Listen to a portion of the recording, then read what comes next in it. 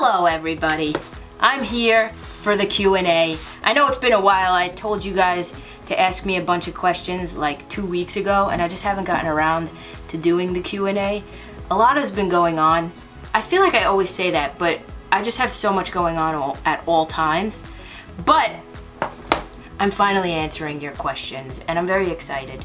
I got my eyebrows waxed just for the occasion, so thumbs up for that. The first question comes from Anne Jelly Bunmot Zerloff.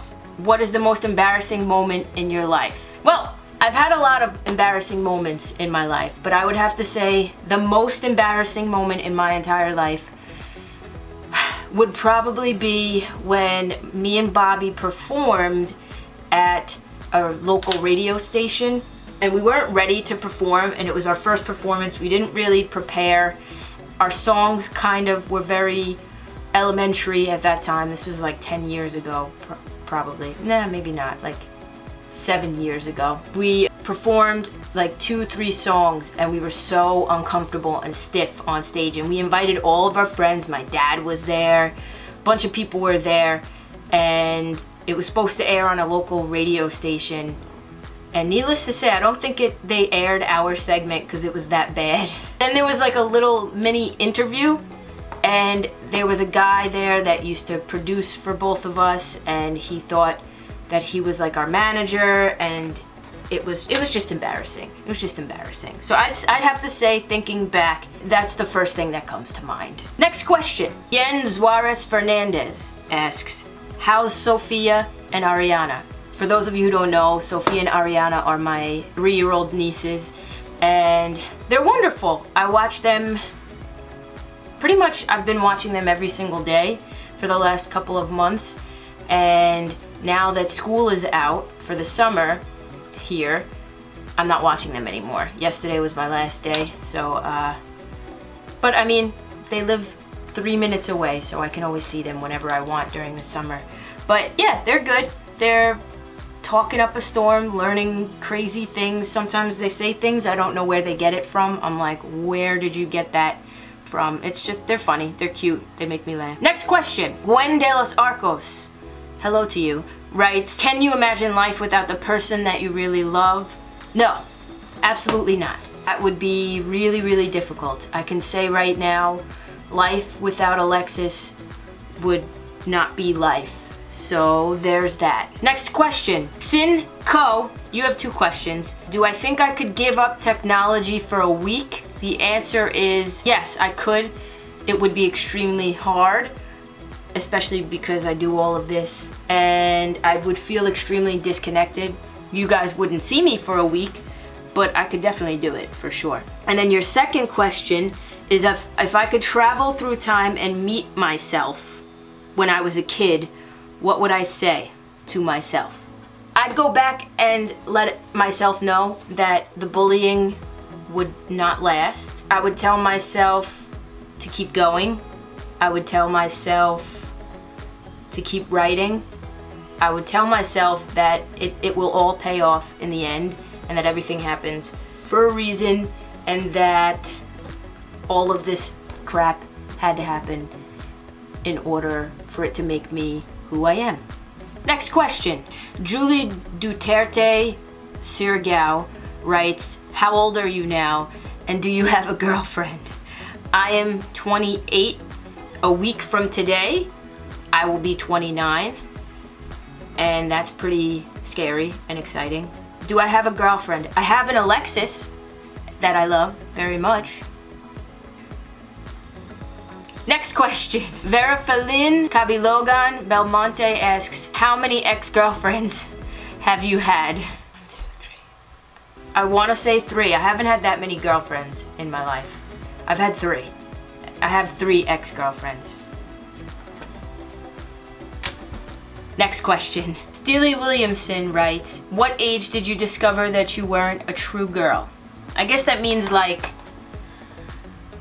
what age did I discover that I liked girls and was like a tomboy? And the answer to that would be, I've been this way since pretty much birth, or at least since I was a young kid.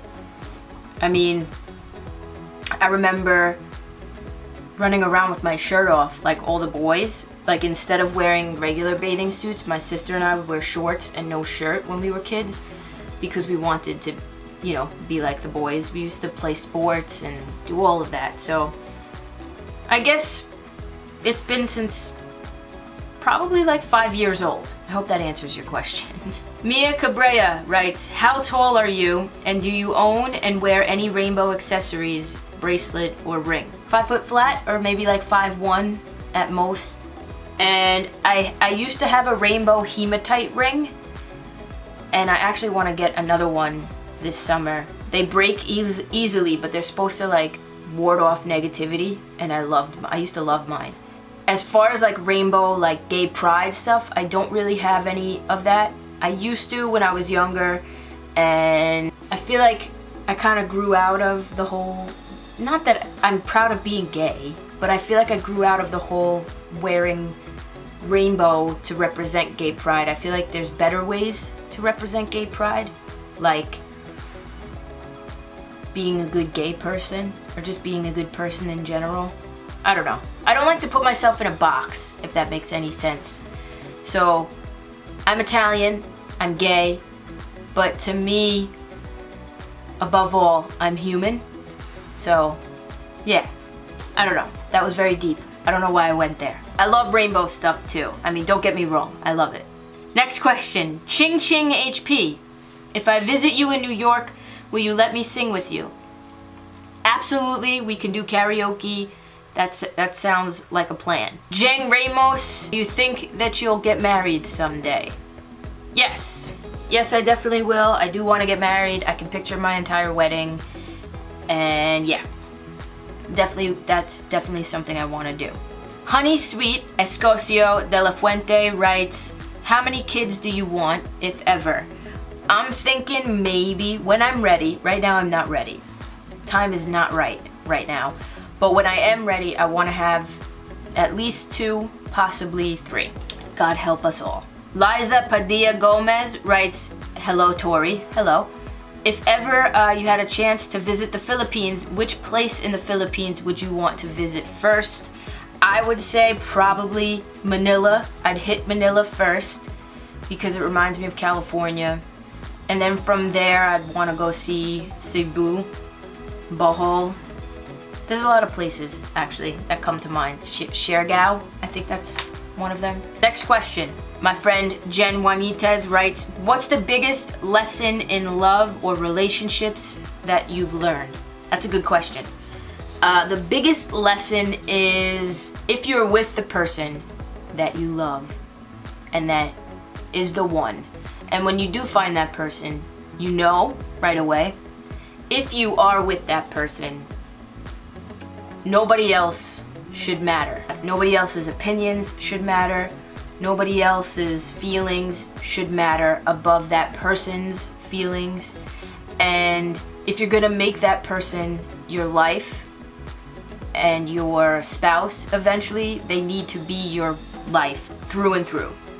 That doesn't mean that you have to be codependent with them, but you have to protect them, protect their feelings, make sure that they are 150% assured that they are number one in your life, no matter what. Because if you want to spend the rest of your life with somebody and make them your spouse, it's through thick and thin, till death do you part. Nobody else should matter. Yes, you've had family, and yes, you've had friends that you love very much, and you can still love all those people as much as you do, but that person is first and foremost. That person is number one. And if people around you can't understand that, you have to make them understand that. But yeah, that's it. Because at the end of the day, you're building a life with that person, and you're gonna leave the nest. You're gonna leave your mom and your dad, and you're gonna leave your sister and your brother who are gonna go off and marry and start a family of their own. And yes, you can all remain one big unit, but at the end of the day, that person is your foundation. So I think that's something I've had to learn the hard way. But I have definitely learned that I've grown from every single relationship that I've had. Also, listen to your partner. Listen to the person, communicate. If you're feeling something, express it, and listen to them. Part of communication is listening. It takes two people to have a conversation, but when one person is talking, the other person is listening and actually reflecting on what that person is saying.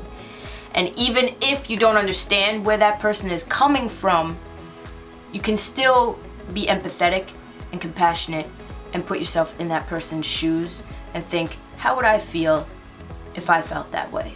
That's it. That's what I would say is my biggest lesson in relationships. Next question. Minnehaha.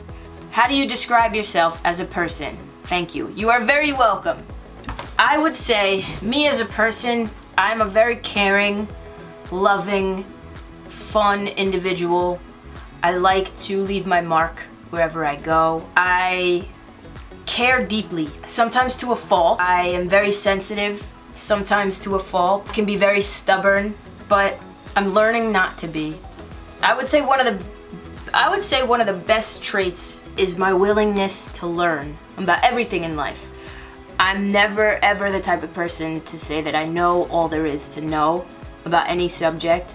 I'm never the type of I'm very humble.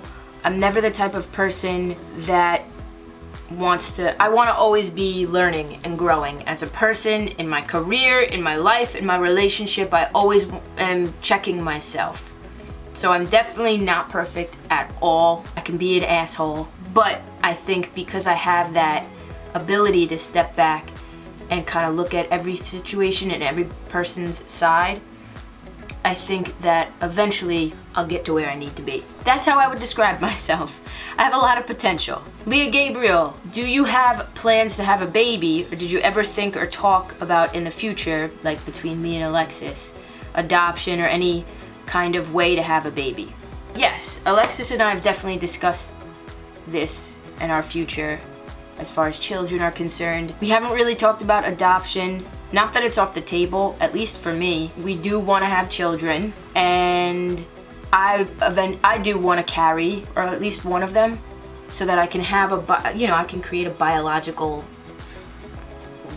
replica of myself. And Alexis is gonna carry one too. So yeah, that's about it. Next question, Janice Pañas. What's your greatest fear in life and how do you deal with it? I've had a couple of those, but I would say my greatest fear in life is death and dying. There was a very, very long time ago that fear would just like debilitate me and give me anxiety and scare the shit out of me. Just, you know, thinking about one day I won't be here. One day I won't be around. But now I think I've accepted it and I'm more positive, and I think, you know what, but I'm here now. And while I'm here, I might as well make the best of it. And I think also spiritually, I've learned that there is life after death. I truly believe that. So I think that's definitely alleviated my fears, knowing that I'm going somewhere when I die. Who knows where though? And then I would say the second thing to kind of tie into that would be cancer. That's definitely been one of the bigger fears in my life. I've watched so many people in my life struggle, fight, and lose their battle to cancer. Very close people in my life, and that was also something that gave me anxiety, to the point where anytime somebody would say that the word cancer, it would immediately bring me anxiety, and I would start having like heart palpitations from it. It doesn't do that anymore because I've done a lot of research and kind of faced my fear in the sense of like, it's not a death sentence, and I know that. And if it were ever to happen to me, or God forbid, somebody that I loved, like my mother or Alexis or somebody very close to me like that, I think I would know how to handle it now. So that doesn't really ail me. It doesn't control me anymore. Of course, you don't ever want to hear that anybody close to you has cancer. But I think since my brother, very close friend of mine, who I consider a brother, was diagnosed with cancer, and watching him beat it and researching a lot of things for him alternative methods on what he can do to help himself, and hearing the flip side of cancer where it's like, no, you can beat it. You can beat the odds. That makes me feel a lot better. So I know this is a very long-winded answer, but that's my answer. Next question. Ria Rosello writes, if we challenge you to wear a shirt for 1 week, will you accept the challenge? Take care, Tori. I love you guys more. Ria, if you challenge me to wear a shirt, for like the same shirt for 1 week, or are you saying skirt? Either way, I'm up for the challenge. So the answer to that would just simply be yes. And the last question, Jane Isidro, do you have any bashers and how do you handle them? Oh man, yeah, everybody has haters. You know, you're not gonna be liked by everybody. I've been lucky with this platform that 99% of you have nothing but wonderful things to say. There are some people who I've had to block because they're just obnoxious and come into my live streams and start talking shit about, you know, who I am as a person when they don't know me from a hole in the wall. And I've considered even those people that I've had to block, I've considered unblocking them and just trying to genuinely have a conversation and trying to find out why this person feels the way that they feel. That's just who I am as a person. I'm like, I don't know, I think about it. But there are some people who they're just nasty and rude. I'll sometimes go in the comments if I have nothing to do and like troll them, which I know I shouldn't do. I should just leave them alone. But for some reason, it's entertaining for me. So like I'll go in and like, I won't get like too nasty, but I'll make fun of the way they spell something, or I'll make fun of their grammar if they're really, really nasty. Normally I don't stoop that low. Like normally I don't stoop down to the level of those people. I just keep it moving.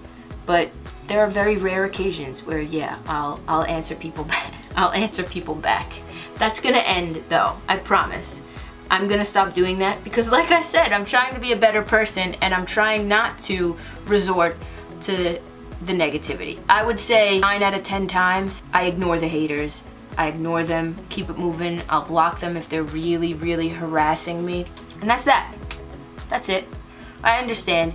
You can't please everybody. Anyway, this has been long overdue. This has been my second official Q&A. Thank you for sending in your questions. They were wonderful. Till next time, stay real, stay smiling, stay wonderful. Peace out, everybody.